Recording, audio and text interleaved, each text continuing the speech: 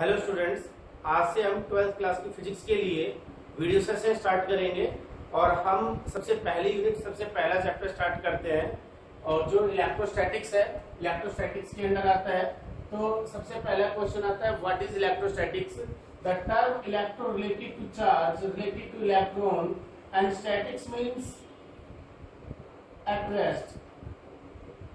तो it is branch of physics that deals with study of charge at rest. जैसे हमने 10th class में पढ़ा था कि करंट, इलेक्ट्रिसिटी, करंट वगैरह। तो करंट क्या होता है? Current is the rate of flow of charge, मतलब वहां पर चार्ज पार्टिकल्स की, इलेक्ट्रॉन्स की मूवमेंट होती है, तो वो हम करंट इलेक्ट्रिसिटी के अंदर पढ़ते हैं। लेकिन यहाँ पर हमें कोई मूवमेंट नहीं पढ़नी है, कोई मोशन नहीं पढ़ना है चार्ज का।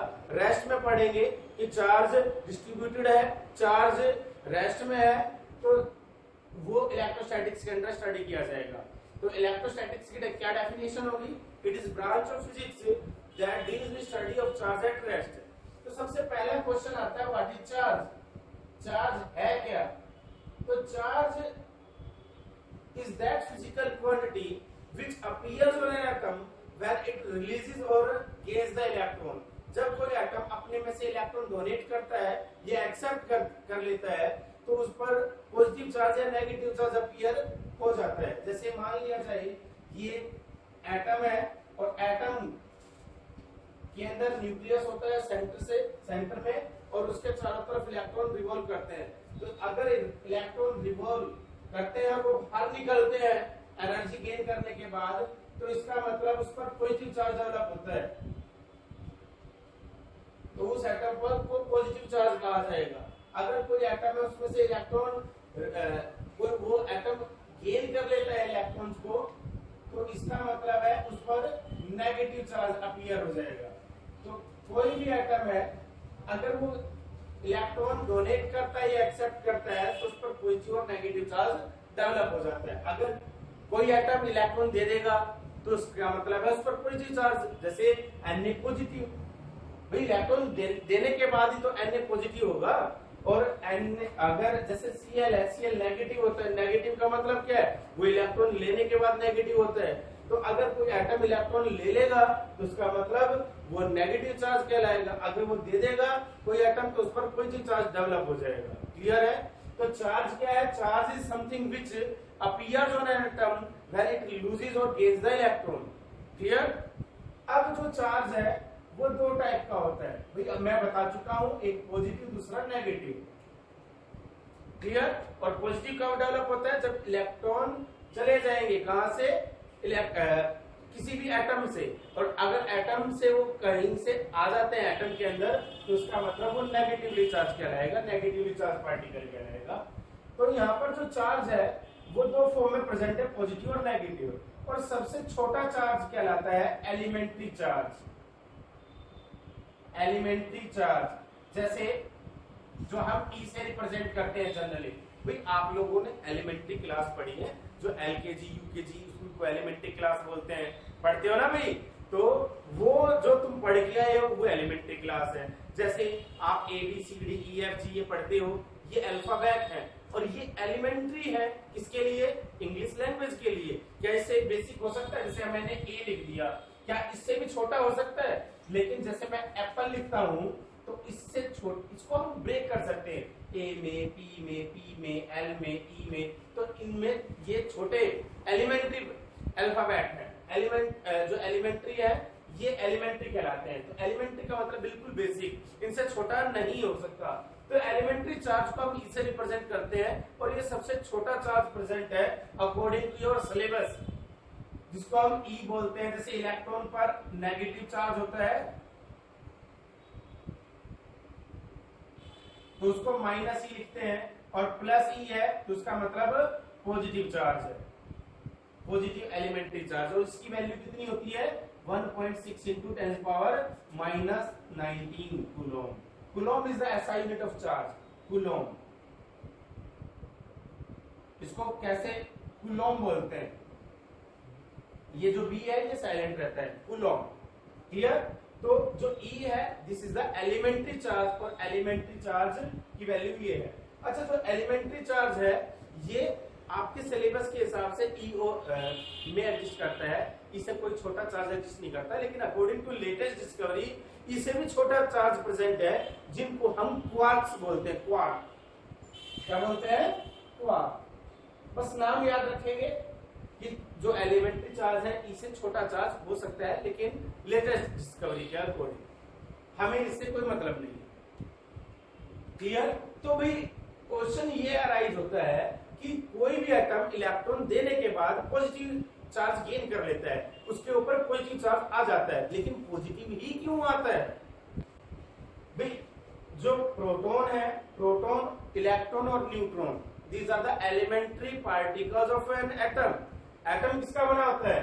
किस प्रोटॉन होते हैं, उसके अंदर न्यूट्रॉन होते हैं और इलेक्ट्रॉन होते हैं। जो प्रोटॉन होते हैं वो पॉजिटिव होता है, पॉजिटिव चार्ज पार्टिकल। जो न्यूट्रॉन होता है वो न्यूट्रल होता है, इस पर कोई चार्ज नहीं होता, जीरो चार्ज। और जो इलेक्ट्रॉन है ये इस पर नेगेटिव चार्ज होता है। और जो प्रोटॉन और इलेक्ट्रॉन है ये सबसे बेसिक चार्ज मैंने बताया कि इसको ई लिखते हैं, इसको प्रोटॉन पर चार्ज क्या होगा? प्लस ई लिखेंगे, और जो इलेक्ट्रॉन है इस पर चार्ज क्या होगा? माइनस ई लिखा जाएगा। तो अगर एक प्रोटॉन और एक इलेक्ट्रॉन होगा तो ये इसके चार्ज को न्यूट्रलाइज कर देगा, कैंसिल आउट कर देगा, जिसकी वजह से जीरो चार्ज बन जाएगा। तो अगर जैसे हाइड्रोजन एटम है H11, एक प्रोटॉन होता है और एक इलेक्ट्रॉन होता है, तो एक दूसरे के इफेक्ट को न्यूट्रलाइज कर देंगे, जिसके कारण वो एटम न्यूट्रल कहलाएगा। लेकिन जैसे सोडियम पॉजिटिव है तो इसका मतलब इसका एटॉमिक नंबर कितना होता है? 11। तो इसका मतलब 11 तो प्रोटॉन होते हैं, पी लिख देता हूं, और 11 ही इलेक्ट्रॉन होते हैं। और प्रोटॉन पर पॉजिटिव चार्ज होता है, इलेक्ट्रॉन पर नेगेटिव चार्ज होता है। तो ये इलेक्ट्रॉन को बाहर देता है, तो इसका क्या मतलब है? ये 10 इलेक्ट्रॉन हो गए और यहाँ पर 11 प्रोटॉन रह गए। तो 10 इलेक्ट्रॉन 10 प्रोटॉन को तो कैंसिल आउट कर देंगे, एक प्रोटॉन बच जाएगा, लेकिन प्रोटॉन पर तो पॉजिटिव चार्ज होता है। इस वजह से हम क्या कहेंगे? जो सोडियम है उसके ऊपर पॉजिटिव चार्ज डेवलप होगा। कब? जब वो एक इलेक्ट्रॉन दे देगा। जैसे क्लोरीन है, क्लोरीन में क्या होता है? 17 प्रोटॉन होते हैं, 17 इलेक्ट्रॉन होते हैं। जो एटॉमिक नंबर है वो 17 होता है ना इसका, 17। तो 17 proton and 17 electrons are there in chlorine atom. तो अगर वो कहीं से इलेक्ट्रॉन ले लेता है तो ये टोटल इलेक्ट्रॉन कितने हो गए? 18 इलेक्ट्रॉन। और यहाँ पर प्रोटॉन है कितने हैं? 17 प्रोटॉन। तो 17 प्रोटॉन 17 इलेक्ट्रॉन के इफेक्ट को तो कैंसिल आउट कर देगा और एक इलेक्ट्रॉन बचा रहेगा। और जो एक इलेक्ट्रॉन बचा रहेगा, इलेक्ट्रॉन पर तो नेगेटिव चार्ज होता है, इस वजह से क्लोरीन पर नेगेटिव चार्ज आता है। इसका मतलब ये है कि हमने जो कहा था वो उसका कॉन्सेप्ट का पता लग गया कि भाई जो एटम है इलेक्ट्रॉन देने के बाद क्यों पॉजिटिव चार्ज डेवलप हुआ उसके ऊपर, क्योंकि उसके अंदर प्रोटॉन की संख्या बढ़ जाती है। अगर वो कहीं से ले लेता है तो इसका मतलब है उसमें इलेक्ट्रॉन्स का नंबर बढ़ जाएगा, इंक्रीज हो जाएगा। क्लियर? इस वजह से इस पर बढ़ने के बाद नेगेटिव चार्ज आता है। क्लियर? आगे बढ़ते हैं।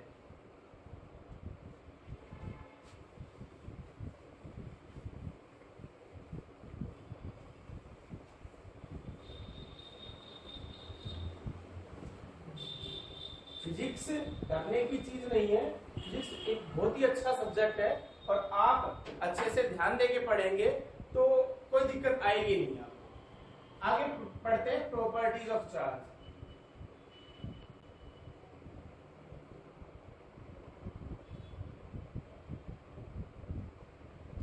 प्रॉपर्टीज ऑफ चार्ज में सबसे पहले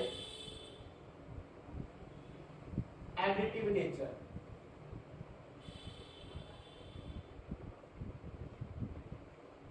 एडिटिव नेचर मीन्स अगर कोई भी पार्टिकल है और उसमें बहुत सारे पार्टिकल, कोई भी एक बॉडी है और उसके अंदर बहुत सारे चार्ज पार्टिकल है, तो उस पर नेट चार्ज कितना होगा?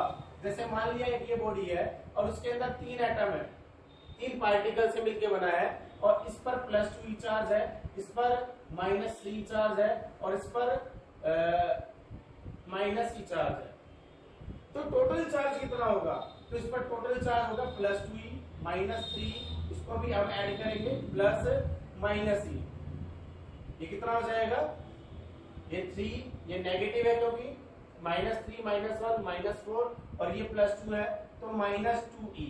इसका मतलब जब हम किसी सिस्टम पर टोटल चार्ज कैलकुलेट करते हैं तो charge is always additive in nature, हमेशा ऐड किया जाएगा। This is the additivity nature of charge या एडिटिव नेचर। चार्ज को हमेशा ऐड किया जाता है टोटल चार्ज कैलकुलेट करते समय, लेकिन इनका पॉजिटिव साइन और नेगेटिव साइन हमें कंसीडर करना पड़ेगा।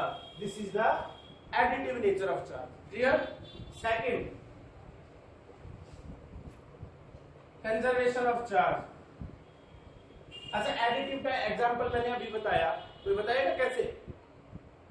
एटम में बताया। एटम के अंदर क्या है? इलेक्ट्रॉन है, प्रोटॉन है, न्यूट्रॉन है। तो टोटल चार्ज जब हम कैलकुलेट करते हैं तो टोटल चार्ज ऑन प्रोटॉन और टोटल चार्ज ऑन इलेक्ट्रॉन हम कैलकुलेट करते हैं, फिर दोनों को सम करते हैं और फिर जो नेट रिजल्ट निकलता है वो टोटल चार्ज कहलाता है on an atom.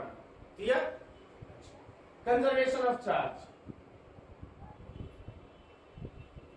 Conservation of charge भी आपने कंजर्वेशन ऑफ एनर्जी पढ़ा है, कंजर्वेशन ऑफ लीनियर मोमेंटम पढ़ा है, तो कई लो पढ़े हैं जिसमें कंजर्वेशन टर्म आती है। तो कंजर्वेशन ऑफ चार्ज, जैसे conservation of energy, energy can neither be created nor be destroyed. यहां पर भी सेम है। Conservation of charge, charge can neither be created nor be destroyed. Charge can neither be created nor be destroyed. Charge को ना तो हम generate कर सकते हैं और ना ही हम उसको डिस्ट्रॉय कर सकते हैं। लेकिन NaCl है एक कंपाउंड, कॉमन सॉल्ट, लेकिन जब हम इसको ब्रेक करेंगे तो क्या आ जाएगा? Na पॉजिटिव और Cl नेगेटिव। तो NaCl हमने ब्रेक कर दिया, Na पॉजिटिव और Cl नेगेटिव, क्या ये जनरेट नहीं हुआ? और जब हम इन दोनों को मिला देंगे तो वापस NaCl बन जाएगा और इस पर चार्ज कितना होगा? 0 होगा। तो क्या ये डिस्ट्रक्शन नहीं है चार्ज की? तो ये तो रूल फेल हो गया। इसलिए यहां पर हम एक सेंटेंस जोड़ेंगे, charge is conserved in isolation. Charge can neither be created nor be destroyed in isolation. मतलब आइसोलेशन का मतलब है एक अकेला एटम, एक अकेला चार्ज ना तो जनरेट किया जा सकता है और ना ही उसको हम नष्ट कर सकते हैं, डिस्ट्रक्शन कर सकते हैं। जैसे ऐसा नहीं है कि हमारे पास कोई ड्रॉपर मैकेनिज्म है कि भाई आपको 2 पॉजिटिव चाहिए, लो पोलियो की ड्रॉप पी लो भाई 2 बूंदे, और 2 बूंदे डाल दी हमने और उस पर पॉजिटिव चार्ज आ गया, और 2 बूंद का मतलब क्या है कि भाई 2 पॉजिटिव चार्ज या 2 नेगेटिव वाला, तो दूसरे सॉल्यूशन की हमने 2 ड्रॉप्स डाल दी तो 2 नेगेटिव चार्ज हो गया। ऐसा नहीं है हमारे पास। तो अगर हम 2 बॉडी है ए और बी, तो अगर हम रब करेंगे then some of electrons are transferred from A material to B material, तो इलेक्ट्रॉन इस साइड मूव करेंगे तो इस पर पॉजिटिव चार्ज डेवलप होगा और इस पर नेगेटिव चार्ज। इसका मतलब जितने इलेक्ट्रॉन ये लूज करेगा उतने इलेक्ट्रॉन ये ले लेगा और इस पर पॉजिटिव चार्ज डेवलप हुआ और इस पर नेगेटिव। इसका मतलब हम पेयर में प्रोड्यूस कर सकते हैं और पेयर में ही उसको हम डिस्ट्रॉय कर सकते हैं। तो आइसोलेशन टर्म समझ में आया? इसका मतलब ये है कि हम एक अकेला चार्ज ना तो जनरेट कर सकते हैं और ना ही उसको हम डिस्ट्रॉय कर सकते हैं। This is law of conservation of charge. अच्छा, रेडॉक्स रिएक्शन कितनों बच्चों को पता है? आपने 11th में पढ़ी होगी ना केमिस्ट्री में, बैलेंस करते थे हम। इस साइड जैसे रिएक्शन होती थी तो भाई 16 इलेक्ट्रॉन और यहाँ पर हाइड्रोजन आयन को जोड़ते थे। है याद किसी को कि जैसे हम रेडॉक्स रिएक्शन, ऑक्सीडेशन रिडक्शन हम पढ़ते हैं तो उसमें इलेक्ट्रॉन का लॉस होता है, इलेक्ट्रॉन का गेन होता है, हाइड्रोजन आयन बैलेंस करते हैं तो इलेक्ट्रॉन और प्रोटॉन आयन हम ऐड करते हैं। वो ऐड क्यों किया जाता है? चार्ज को बैलेंस करने के लिए, ताकि ये रूल जो ये लो है ये फुलफिल हो सके। क्या? Conservation of charge.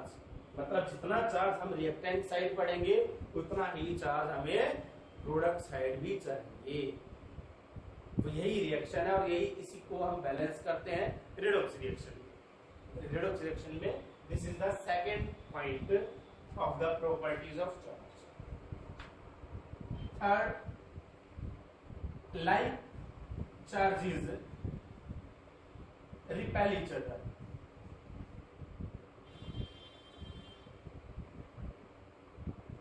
And fourth, unlike charges attract each other.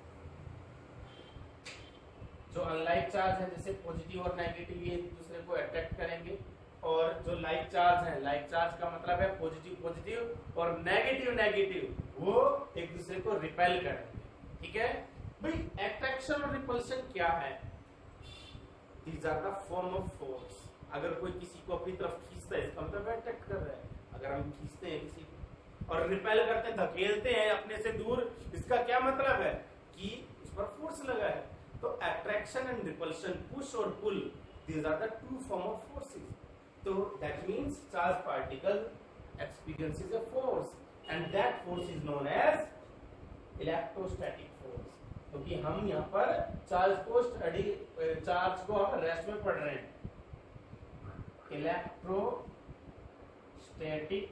Force, electrostatic force means force, it can be attractive in nature or repulsive in nature, and this force is in between two charge particles। Okay, तो electrostatic force, इसको coulomb ने दिया था, इस वजह से इसको coulomb force भी बोला जाता है। हम इसको डिटेल में पढ़ेंगे बाद। पहले हम प्रॉपर्टी पढ़ें। क्लियर है? सबसे पहले एडिटिव, फिर कंजर्वेशन, फिर like charge repel each other, unlike charge attract each other. उसके बाद फिफ्थ है इंडक्शन।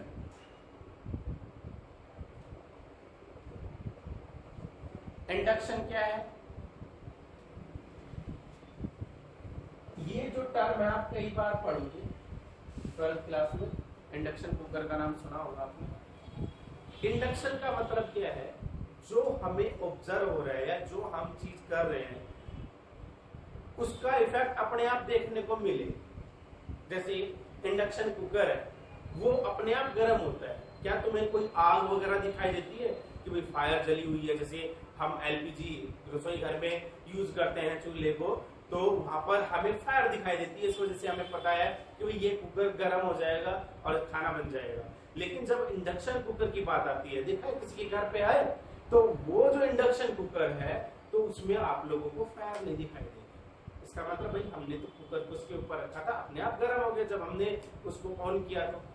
तो इंडक्शन का मतलब है एक अपने आप उस पर अपने आप वो गर्म हो जाता है।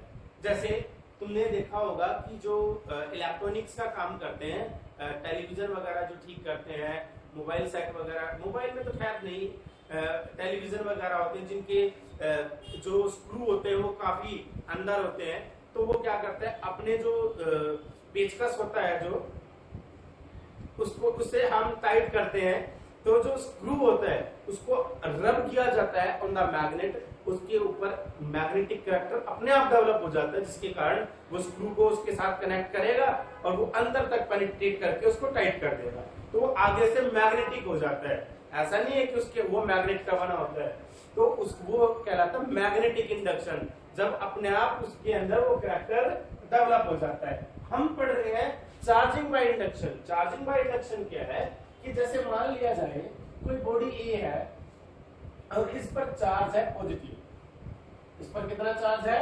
पॉजिटिव चार्ज है, और एक अनचार्ज बॉडी हम इसके नजदीक लेके आते हैं तो इस पर नेगेटिव चार्ज अपीयर हो जाएगा। जितना चार्ज इस पर है उतना ही इस पर नेगेटिव चार्ज अपीयर हो जाएगा।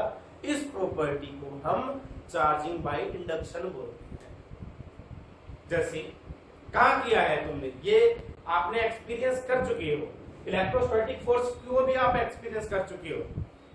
भाई जब हम छोटे थे ना तो क्या करते थे, एक कागज लेकर उसको हम कई टुकड़ों में डिवाइड कर देते थे, छोटे छोटे पार्ट्स में डिवाइड कर देते थे, और एक स्केल या पेन उसको रब करते थे, और रब करने के बाद जब वो नजदीक लेके आते थे तो वो अट्रैक्ट कर लेता था। भाई हमने रब किया तो पेन को, कोम को, स्केल को, तो रब करने से उस पर चार्ज डेवलप हो जाता है, और जब नजदीक लेके जाएंगे पेपर के नजदीक, लेकिन उस पर तो चार्ज डेवलप नहीं हुआ क्योंकि उसको तो रब नहीं किया है, तो जब हम उसको नजदीक लेके आते हैं तो उस पर चार्ज डेवलप हो जाता है ऑटोमेटिकली अपोजिट साइन का, इस वजह से वो अट्रैक्ट करते हैं। अपोजिट साइन का होगा तभी वो अट्रैक्ट कर पाएंगे। तो इस प्रॉपर्टी को हम चार्जिंग बाय इंडक्शन बोलते हैं। समझ में आया? This property is known as induction. तो तो इंडक्शन क्या है, डिफाइन कैसे करेंगे? तो it is the phenomenon of charging in which a charge body imparts equal charge but opposite sign to a uncharged body which is placed near to it. अगर कोई body charge body के नजदीक रखी गई है, वो अनचार्ज है, तो उस पर ऑटोमेटिकली अपोजिट चार्ज डेवलप हो जाएगा, अपोजिट साइन का, और इस प्रॉपर्टी को हम चार्जिंग बाय इंडक्शन बोलते हैं। लेकिन जैसे ही हम इसको थोड़ा रिमूव करेंगे, दूर लेके जाएंगे, तो इस पर वो चार्ज गायब हो जाएगा, लेकिन इस पर चार्ज रहेगा क्योंकि इस पर तो चार्ज है पहले से ही। समझ आया? This is the property of induction. तो इंडक्शन को हम कैसे डिफाइन करेंगे? Charging by induction, it is the phenomenon of charging in which a charge body imparts charge of opposite sign to a uncharge body which is placed to near it, जो इसके नजदीक रखी है। Clear? आगे बढ़ते हैं। लिख लिया ना? बोर्ड पर लिखने की जरूरत नहीं है भैया, आप छोटे बच्चे थोड़ी ना हो कि मैं आपको डिक्टेट करूंगा या फिर आप लिखोगे। भाई छोटे बच्चे हैं तो इसका मतलब बोर्ड पर लिखना पड़ेगा, और बोर्ड पर लिखूंगा फिर आप लिखोगे, तो मैंने बोल दिया आपको लिखना चाहिए। क्लियर? आगे बढ़ते हैं।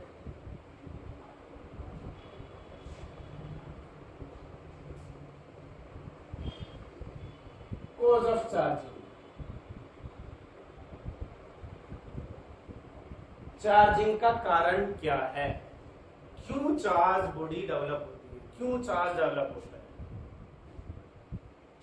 जब ए बॉडी और बी बॉडी है और इन दोनों को रब किया जाता है, जैसे स्टोन है, दो स्टोन ले लिए हमने ए और बी, उनको आपस में रखते हैं तो चिंगारी उठती है। वो चिंगारी क्यों उठती है? चार्जिंग के कारण ही उठती है।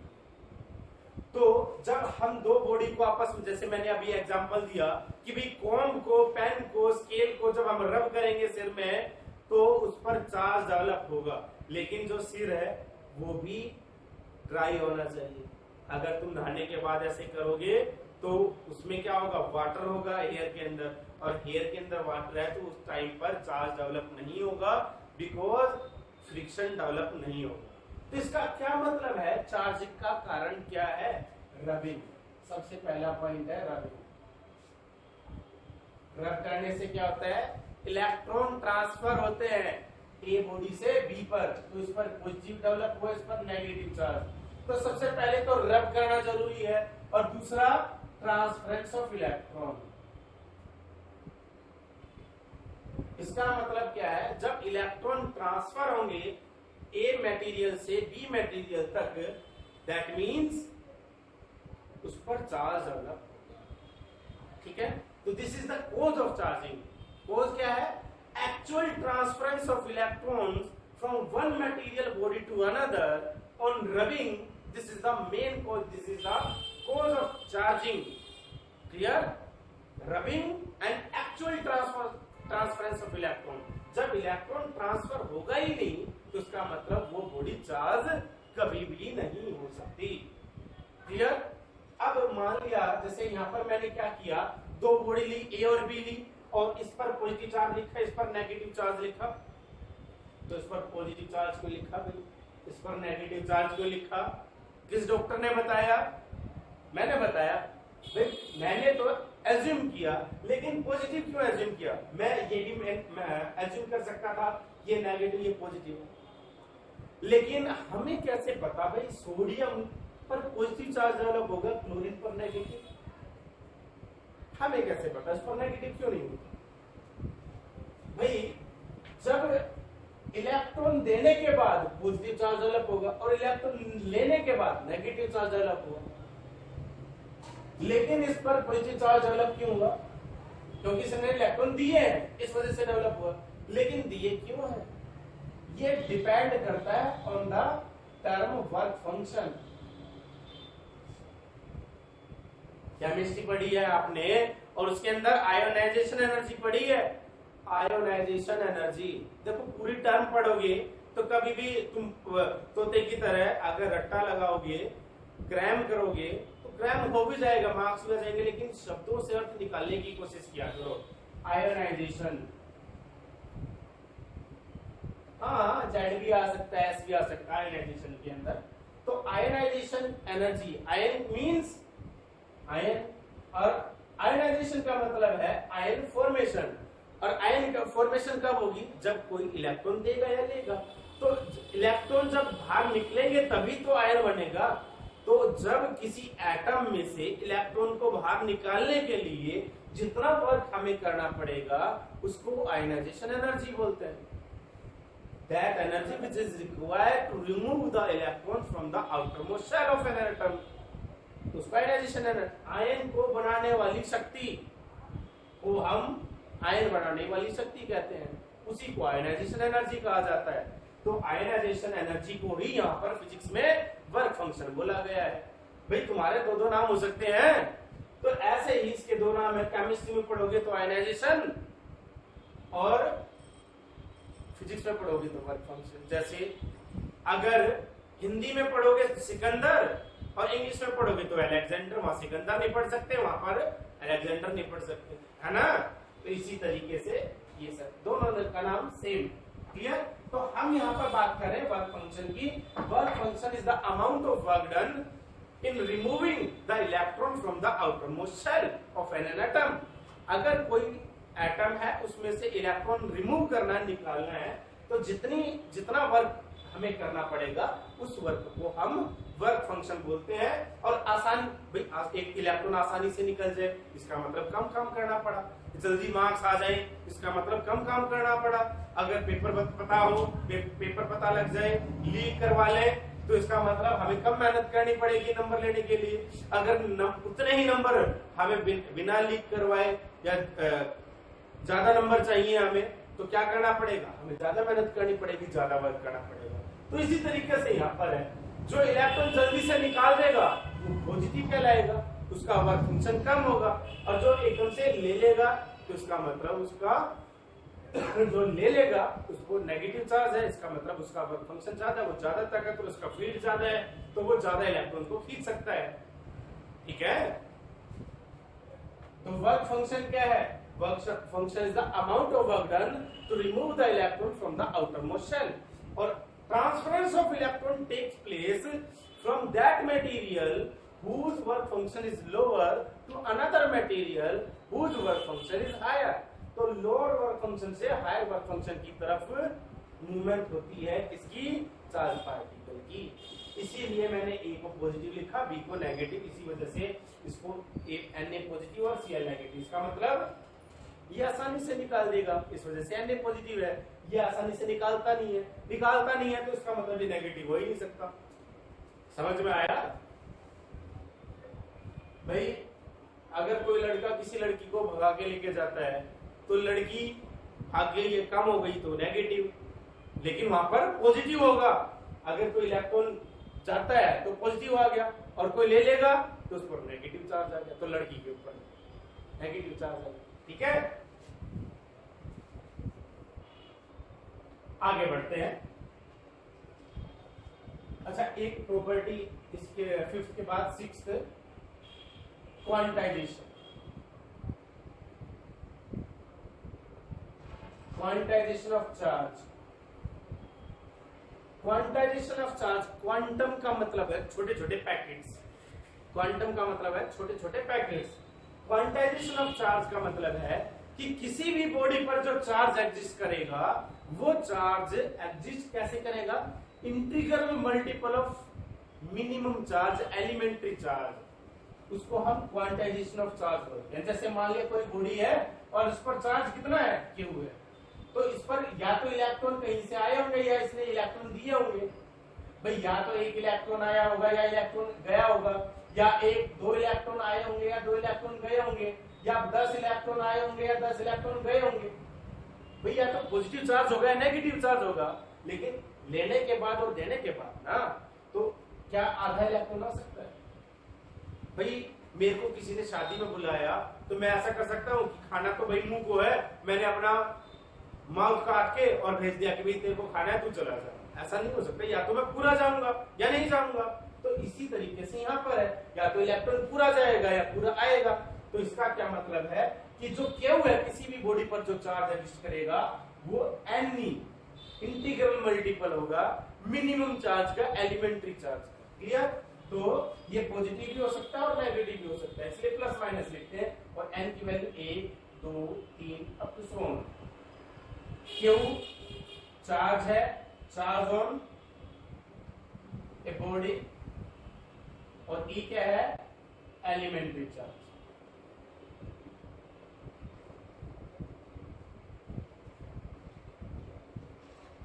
E क्या है? Elementary charge. बहुत सारे टीचर इसको क्या बोलते हैं कि चार्ज ऑन एन इलेक्ट्रॉन, जो कि गलत है।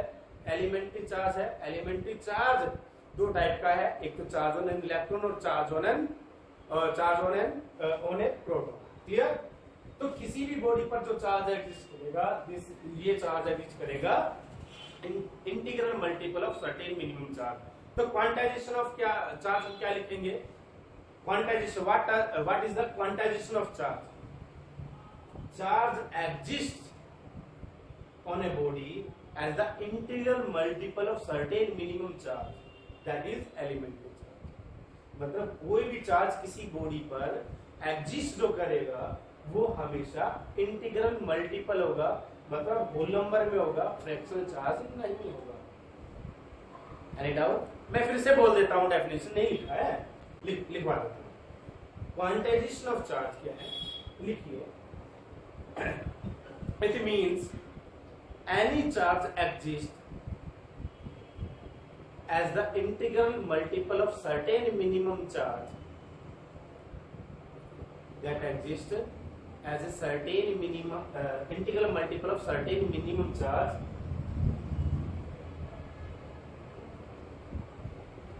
that is elementary charge।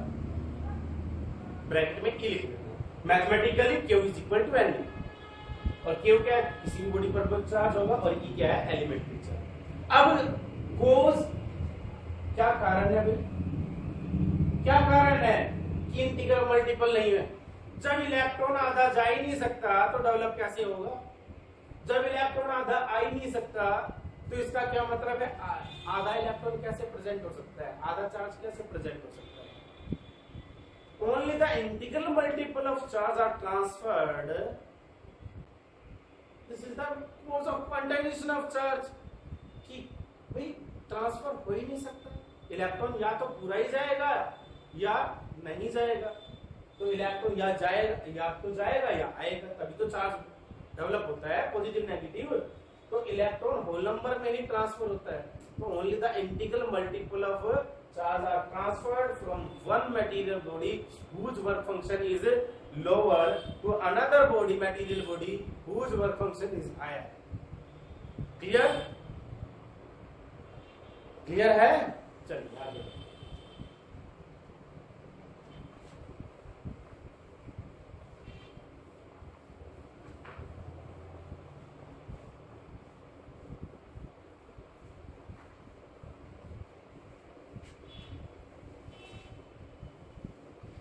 Physics से डर क्यों लगता है भाई? क्योंकि इसमें मैथ होता है, न्यूमेरिकल्स होते हैं, और मैथ तो तुम छोड़ के आए हो। नॉन मेडिकल वालों को कह रहा हूँ, मैथ से तो डर लगता था, इसलिए मैथ छोड़ दिया, और फिर दोबारा से मैथ आ गया। भाई जिनके पास मैथ्स नहीं है वो यूं सोच ले कि ये मैथ नहीं है, ये फिजिक्स है, ये साइंस है। और जिनका मैथ्स फेवरेट सब्जेक्ट है वो यूं सोच ले कि ये मैथ है। भाई जैसे उसमें फॉर्मूला होता है, उसके बेस पर क्वेश्चन होते हैं, सेम इसमें एक फॉर्मूला होगा, उसके बेस पर कुछ न्यूमेरिकल्स होंगे। यहाँ पर न्यूमेरिकल्स मैथ्स में नहीं बोलते कि न्यूमेरिकल्स कर रहे हैं। तो न्यूमेरिकल्स मत बोलो भाई, जब डर लगता है तो हम क्वेश्चन बोल लेते हैं कि क्वेश्चन आंसर कर लिए, उसके क्वेश्चन किए हैं, ऐसे करिए। अच्छा, इसमें तुम्हें क्या पढ़ना है? एक चीज और पढ़नी है कि किस पर पॉजिटिव चार्ज डेवलप होता है, किस बॉडी पर, और किस पर नेगेटिव चार्ज। जैसे मैंने बताया ना, Na पॉजिटिव होता है और Cl नेगेटिव होता है। क्या Na नेगेटिव हो सकता है? क्या Cl पॉजिटिव हो सकता है? नहीं ना। तो ये कुछ प्रॉपर्टी है कि अगर मान लिया दो बॉडी को रब किया जाता है तो किस पर पॉजिटिव चार्ज डेवलप होगा और किस पर नेगेटिव चार्ज डेवलप होगा। जैसे प्लास्टिक और पेपर। प्लास्टिक पर पॉजिटिव चार्ज डेवलप होगा, पेपर पर नेगेटिव चार्ज डेवलप होगा। क्लियर? सेकेंड, जैसे ग्लास रोड पर पॉजिटिव चार्ज डेवलप होगा और वूलन क्लॉथ पर नेगेटिव चार्ज डेवलप होगा। ठीक है, इसी तरीके से एक दो पॉइंट हो रहे हैं शायद, तो वो आप लोग नोट कर लें। ठीक है, अच्छा एक क्वेश्चन और आता है, जब कोई पार्टिकल, कोई एटम चार्ज हो जाता है तो is there change in mass of the atom? क्या मास के अंदर एटम का जो मास है वो चेंज हो जाएगा? होगा कि नहीं होगा? तुम्हें क्या लगता है भाई? इलेक्ट्रॉन है, इलेक्ट्रॉन जाएगा या आएगा तो मास चेंज होना चाहिए कि नहीं होना चाहिए? होना चाहिए, तो बिल्कुल होगा। डरने की क्या बात है भाई? अगर ए बॉडी है, इससे इलेक्ट्रॉन निकल गए हैं, मान लिया 2 इलेक्ट्रॉन निकल गए, तो इसका क्या मतलब? 2 इलेक्ट्रॉन का मास कम हो गया ना, इसका मतलब ये पॉजिटिव चार्ज हो गया निकलने के बाद, तो जो पॉजिटिव चार्ज पार्टिकल उसका मास कम हो जाता है। और बी बॉडी ने 2 इलेक्ट्रॉन ले लिए हैं तो इस पर नेगेटिव चार्ज आ गया है, तो इसका क्या मतलब है? इसका चार्ज इसका मास बढ़ जाएगा। तो मास कब बढ़ेगा? जब नेगेटिव चार्ज है, और मास घटेगा जब पॉजिटिव चार्ज। क्लियर? और जो इलेक्ट्रॉन है, इलेक्ट्रॉन का मास 1/1836 टाइम्स होता है इसका जितना प्रोटॉन का मास होता है। एम लिख लो, एमई और एमपी, मास ऑफ प्रोटॉन और mass of electron. Mass of electron is, अगर ये फैक्टर समझ में नहीं आ रहा है तो 2000 लिख देते हैं कई बार। मतलब अगर 2000 इलेक्ट्रॉन होंगे तो 1 प्रोटॉन बनेगा। इसका मतलब क्या है? इलेक्ट्रॉन का मास नेग्लिजिबल है, तो इतना खास चेंज भी नहीं होगा कि बहुत ज्यादा इफेक्ट हो गया। लेकिन मास, अगर बात आती है कि मास चेंज होगा, तो इसका मतलब मास चेंज होगा। कब? इलेक्ट्रॉन देने के बाद भी और इलेक्ट्रॉन लेने के बाद भी। जो पॉजिटिव चार्ज पार्टिकल है तो उनका मास घट जाएगा, डिक्रीज हो जाएगा। जो नेगेटिवली चार्ज पार्टिकल है, इसका मतलब उन्होंने इलेक्ट्रॉन लिए हैं, एक्सेप्ट किए हैं, इसका मतलब उसका मास इंक्रीज हो जाएगा। क्लियर?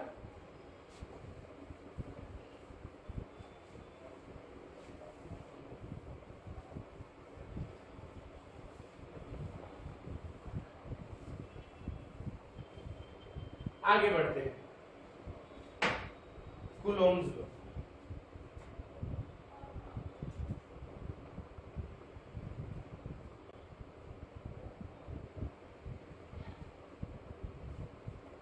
देखो, फिजिक्स में सबसे ज्यादा कंट्रीब्यूशन किसका है? न्यूटन और गैलीलियो। अगर न्यूटन और गैलीलियो नहीं होता तो इसका क्या मतलब है? फिजिक्स नहीं होती। सिलेबस से तो बच जाते आप लोग, लेकिन ऐशो आराम जो आप लोग ऐशो आराम की जिंदगी जी रहे हो ना, वो जिंदगी खत्म हो जाती। क्यों? क्योंकि अगर न्यूटन नहीं होता, गैलीलियो नहीं होते, तो इसका मतलब कैमरा नहीं होता, कैमरा नहीं होता, माइक्रोस्कोप नहीं होते गैलीलियो के कारण। न्यूटन है, न्यूटन ने कितने फोर्स वगैरह, व्हीकल वगैरह कितने ज्यादा, भाई ये किस प्रिंसिपल पर बेस्ड है? न्यूटन के प्रिंसिपल पर बेस्ड है। जो बुलेट वगैरह है किस न्यूटन के प्रिंसिपल पर बेस्ड है। तो हम बहुत सारी चीजें नहीं यूज कर सकते थे। आई बात समझ में? तो इनका कंट्रीब्यूशन सबसे ज्यादा है। तो कूलोम्स लॉ हम पढ़ते हैं।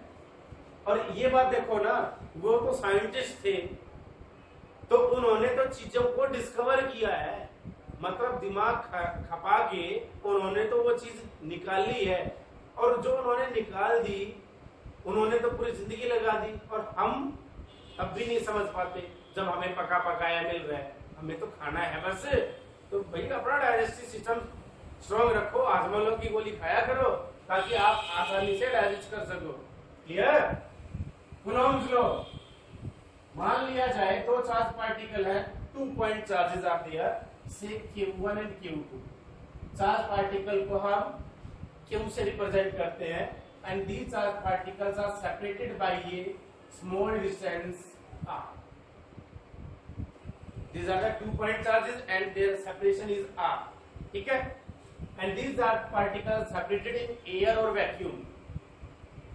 So according to Coulomb, the force, electrostatic force, whether it is repulsive in nature or attractive in nature, then the force of attraction or repulsion between the two charged particles directly depends on the product of their charges and inversely proportional to square of distance between them. According to Coulomb's law, the force of interaction between the 2 point charge directly depends on the product of two charges and inversely proportional to square of distance between them. If we combine both these equations, on combining we get F directly proportional to Q1 Q2 divided by R square. If we have to remove this sign, we have to apply a constant of proportionality, and this constant of proportionality is K, and K is known as electrostatic constant.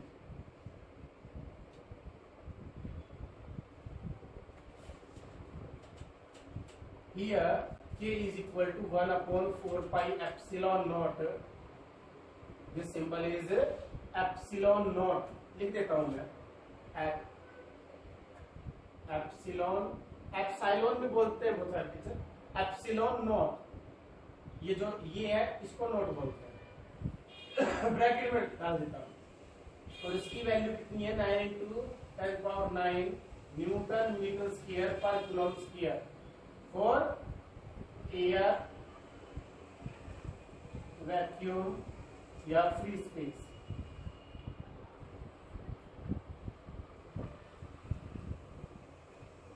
Free space का मतलब vacuum को ही बोलते हैं. भाई के की unit हमें पता करनी है, न्यूटन मीटर स्क्वायर पर कूलम स्क्वायर. कैसे याद रखें? ये तो याद रखनी पड़ेगी 9 into 10⁹. लेकिन जो यूनिट है ये कैसे याद रखें? फॉर्मूला तो याद रखना पड़ेगा, न्यूमेरिकल करने हमें. तो F is equal to K Q1 Q2 by R square. Unit of K हमें कैलकुलेट करनी है. इसकी न्यूटन ये साइड चला जाएगा, मीटर स्क्वायर है तो स्क्वायर, तो न्यूटन मीटर स्क्वायर. इसकी कुलम ये नीचे आएगा, ऊपर जाएगा तो माइनस में हो जाएगा. तो न्यूटन मीटर स्क्वायर और पर कुलम स्क्वायर. कोई याद रखनी मुश्किल बात नहीं है. और डायरेक्ट इसको रट्टा लगाओगे तो कभी भी याद नहीं होगी, भूल जाओगे. कभी -1 लिखोगे, कभी +2 लिखोगे. तो यहीं से तुम्हें देखना है, ये फॉर्मूला लगाना है. इसकी न्यूटन इसकी मीटर स्क्वायर कुलम ये नीचे आ जाएगा, तो ऊपर जाएगा तो C की पावर -2. क्लियर? अब लिखते हैं जो F है, F is equal to 1 upon 4 pi epsilon naught Q1 Q2 by R square.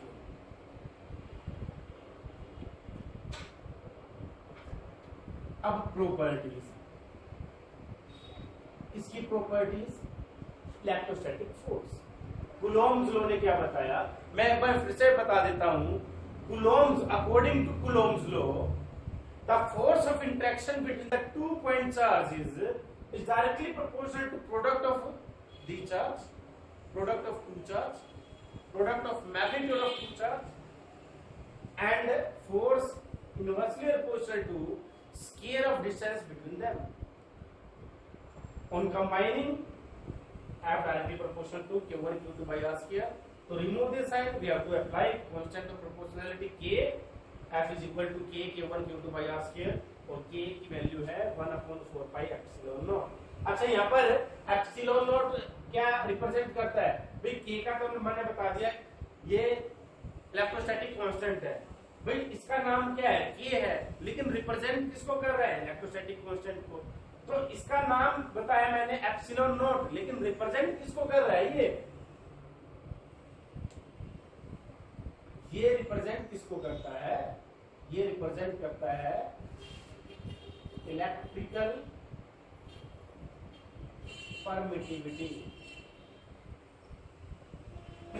Electrical permittivity का मतलब है कि कोई भी जो मीडियम है, यहाँ पर मीडियम क्या लिया रखा है? एयर. एयर के लिए हम लोग लिखते हैं तो एयर में से जो चार्ज पार्टिकल है वो कितनी आसानी से मूव कर सकता है, इलेक्ट्रिक लाइंस ऑफ फोर्स कितनी आसानी से मूव कर सकती है, उसको इलेक्ट्रिकल परमिटिविटी बोलते हैं। और इलेक्ट्रिकल परमिटिविटी मींस इसकी वैल्यू कितनी होती है फॉर फ्री स्पेस। जैसे अगर मैं यहाँ पर ये वैल्यू रखता हूँ पाई की, तो एप्सिलॉन नॉट की वैल्यू आ जाएगी, क्योंकि इसकी वैल्यू तो पता है किसके इक्वल है, तो इसकी वैल्यू क्या आएगी 8.85 into 10 पावर -12। अब इसकी यूनिट बताओ। अब यहाँ पर देखो कि एक यूनिट ये है और 4 की तो कोई यूनिट नहीं होती, पाई की भी कोई यूनिट नहीं होती, एप्सिलॉन नॉट की यूनिट है और ये इसके इनवर्सली प्रोपोर्शनल है। इसका क्या मतलब है, ये सारा रिवर्स हो जाएगा, मतलब पर न्यूटन पर मीटर स्क्वायर और कूलम्ब। याद रखोगे, नहीं रख पाओगे इसको, ये यहां से याद रखोगे तो आसानी से लर्न हो जाएगा। प्रॉपर्टीज, पहली प्रॉपर्टी क्या है, इलेक्ट्रोस्टैटिक फोर्स की या कूलम्ब लॉ की। जो फोर्स है वो डायरेक्टली प्रोपोर्शनल टू Q1 और Q2। इसका मतलब ये है अगर हम चार्ज को बढ़ाते जाएंगे, डबल कर दिया तो इसका मतलब फोर्स भी डबल हो जाएगा। अगर डबल इसको भी किया, डबल इसको भी किया, तो चार्ज पार्टिकल को, क्योंकि 2 2 4 होता है तो 4 टाइम्स हो जाएगा। क्लियर? तो चार्ज के बढ़ाने से फोर्स भी बढ़ता है। दूसरी property inversely proportional to R square. R के घटाने बढ़ाने से भी फोर्स की वैल्यू चेंज होगी। अगर मैं डिस्टेंस कम कर दूंगा तो आर कम होने के बाद फोर्स की वैल्यू बढ़ जाएगी। इनवर्सली रिलेशन है, क्योंकि भाई अगर आर की वैल्यू मैं 1 रखूंगा तो क्या हो जाएगा, ये इसको बराबर मान लो थोड़ी देर के लिए 1। अगर मैं यहाँ पर 2 पुट करूंगा तो 2 2 स्क्वायर है ना, 4 हो जाएगा, 1/4 हो जाएगी। तो इसका मतलब 1 से 2 ही, तो फोर्स की वैल्यू 1 से 1/4 हो गई ना, तो इसका मतलब डिक्रीज हो गई। इसको बोलते हैं inverse relation. Third property,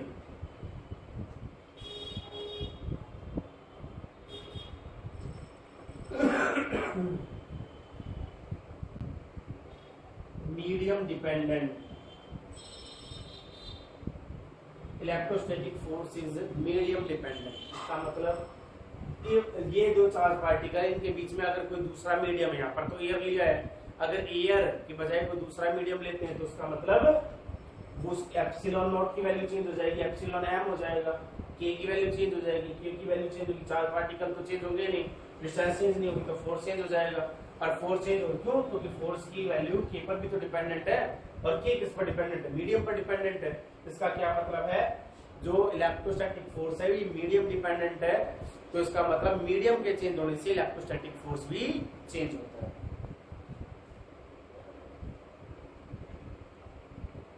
independent on presence और एब्सेंस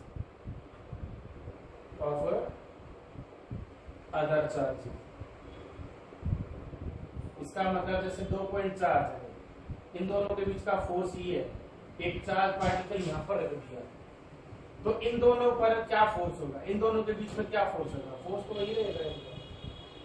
नेट फोर्स नहीं कह रहा हूं मैं, इन दोनों का फोर्स क्या होगा, इन दोनों के बीच में तो फोर्स वही रहेगा जितना पहले था। इसका मतलब दूसरा जो थर्ड पॉइंट चार्ज है वो प्रेजेंट है या नहीं है, ये डिपेंड नहीं करता। क्लियर है, समझ आ गया? आगे इसमें मास नहीं है तो मास पर डिपेंडेंट नहीं है, ठीक है, मास इंडिपेंडेंट है। ये इनवर्स स्क्वायर लॉ को ओबे करता है, ओबेज इनवर्स स्क्वायर लॉ, मतलब F inversely proportional to R square है ना, तो जहां पर भी इस तरीके से डिस्टेंस का स्क्वायर आता है 1/r स्क्वायर है, तो वो इनवर्स स्क्वायर लॉ बोलते हैं। इसका मतलब इनवर्स स्क्वायर लॉ पर वो डिपेंडेंट है। क्लियर? आगे नोट कर लीजिएगा। अच्छा कर लिया है, आगे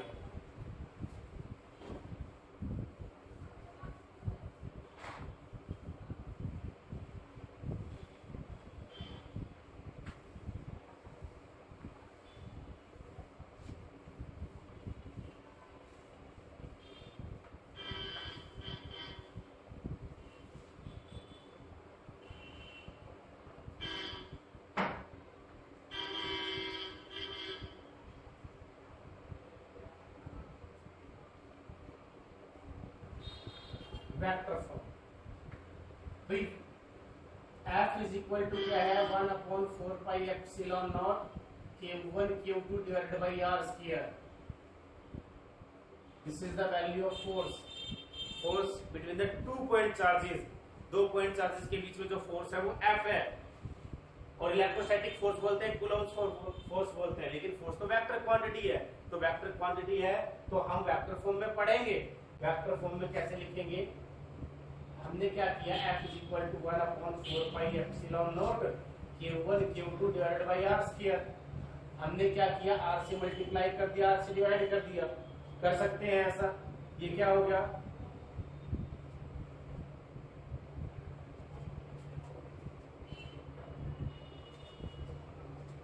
नहीं तो हम क्या कर सकते हैं, डायरेक्ट इसकी डायरेक्शन लिखते हैं R कैप और इस साइड क्या लिख देते हैं F वेक्टर, और यहीं पर ही मेंशन कर देंगे। क्या मेंशन कर देंगे, वेयर R कैप क्या है, यूनिट वेक्टर। यूनिट वेक्टर कौन सा, जो कि डायरेक्शन को डिस्क्राइब करेगा कि किस डायरेक्शन में फोर्स अप्लाई हो रहा है। तो unit vector in the direction of force की डायरेक्शन में। यूनिट वेक्टर आर कैप है तो इसको मैं क्या लिख सकता हूँ, R vector magnitude divided by R magnitude. इसको क्या लिख सकता हूँ, R vector divided by R magnitude को सिंपली आर लिख सकता हूँ। Therefore F vector is equal to क्या हो जाएगा 1/4πε0 Q1 Q2 divided by R square. ये स्क्वायर और आर कैप की वैल्यू क्या, R vector divided by R, तो ये क्या हो जाएगा 1/4πε0 Q1 Q2 divided by R square. तो आर वेक्टर यहाँ पर आर स्क्वायर और आर, ये आर क्यूब हो जाएगा। This is the vector form of Coulomb. अच्छा, इसमें एक थोड़ा सा और चेंज है। अगर वेक्टर फॉर्म में आती है तो बहुत सारे टीचर बहुत सारी बुक्स में ऐसे लिखा होता है, मैं एक्सप्लेन कर देता हूँ, जो तुम्हें अच्छा लगे वो आप लोग कर सकते हो। जैसे मान लिया जाए ये कोऑर्डिनेट सिस्टम है एक्स वाई जेड करके, एक्स वाई और जेड, ये ए है और ये बी है, यहाँ पर चार्ज Q1 है और यहाँ पर चार्ज Q2 है। ये एक पोजीशन वेक्टर है R1, ये पोजीशन वेक्टर है R2। क्लियर? तो ट्राइंगल और वेक्टर एडिशन हम अप्लाई करते हैं, इसका नाम रख देते हैं O। ट्राइंगल और वेक्टर एडिशन हम क्या करते हैं, OA vector plus AB vector is equal to OB vector. भाई ट्राइंगल और वेक्टर एडिशन क्या है, if two vectors are represented by two adjacent side of vector then the closing side represented its a resultant vector. So this vector plus this vector is equal to this vector. That means OA vector plus AB vector is equal to OB vector.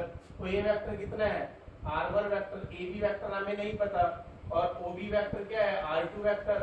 तो AB vector means R2 vector minus R1 vector। Clear है?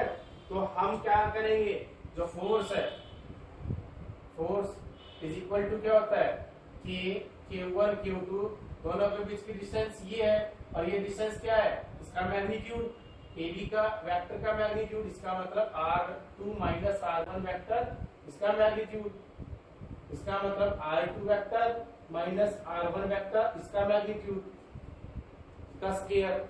लेकिन unit vector ये vector form में लिख रहे हैं, तो vector form में क्या है, R क्यूब, तो यहाँ पर क्या आ जाएगा क्यूब, और R वेक्टर की जगह AB वेक्टर, AB वेक्टर मतलब R2 vector minus RB vector.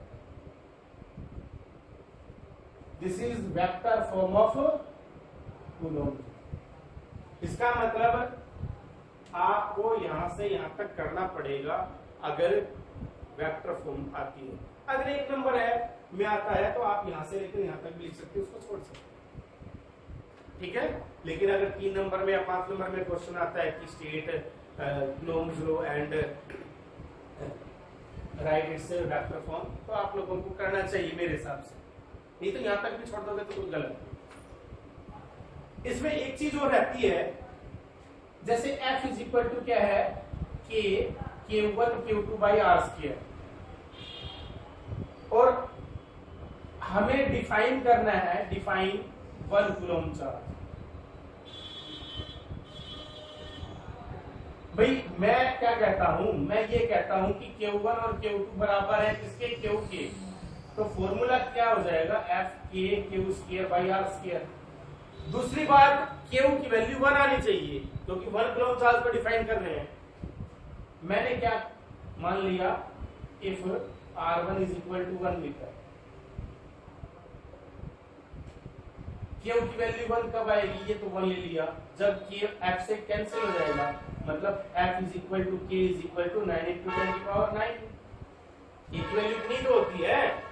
जब F की वैल्यू इसके बराबर होगी तो फोर्स ये न्यूटन लिखा जाएगा। अगर दो चार्ज पार्टिकल दोनों के बीच में 1 मीटर की डिस्टेंस हो और वो इतना फोर्स एक्सपीरियंस करते हैं तो ये चार्ज पार्टिकल 1 कूलम के कहलाएंगे। नहीं भाई, यहाँ पर क्या कंडीशन ली, Q1 और Q2 Q के बराबर है और Q की वैल्यू 1 कब आएगी, जब R हमने 1 एज्यूम कर लिया और K F के बराबर हो जाएगा तो ये कैंसिल हो जाएगा, Q की वैल्यू 1 आ जाएगी, चार्ज की वैल्यू 1 आ जाएगी। तो 1 coulomb charge is that much quantity of charge which when placed 1 meter apart and experiences a repulsive force of 9 into 10 power 9 Newton. जब इतने न्यूटन का फोर्स चार्ज पार्टिकल ये एक्सपीरियंस करेंगे और ये चार्ज पार्टिकल 1 मीटर की डिस्टेंस पर रख रखे हैं, तो ये जो चार्ज पार्टिकल हैं वो 1 कूलम चार्ज कहलाएंगे। क्लियर? तो आज के लिए बस यहीं तक रखते हैं। तो मैं सारी वीडियो अपलोड करूंगा हर टॉपिक से रिलेटेड, हर चैप्टर से रिलेटेड। तो आप लाइक कीजिए, सब्सक्राइब कीजिए। अगर आपको पसंद आया हो मेरा लेक्चर तो आप ऐसे ही, और अगर कमेंट भी कीजिए, क्वेश्चन भी आप पूछ सकते हैं। मैंने वेबसाइट डाल रखी है नीचे, तो वो वेबसाइट, फोन नंबर तो आप व्हाट्सएप कर सकते हैं, मेल कर सकते हैं, तो आपको क्वेश्चन के आंसर मेल नेक्स्ट वीडियो में मिल जाएंगे।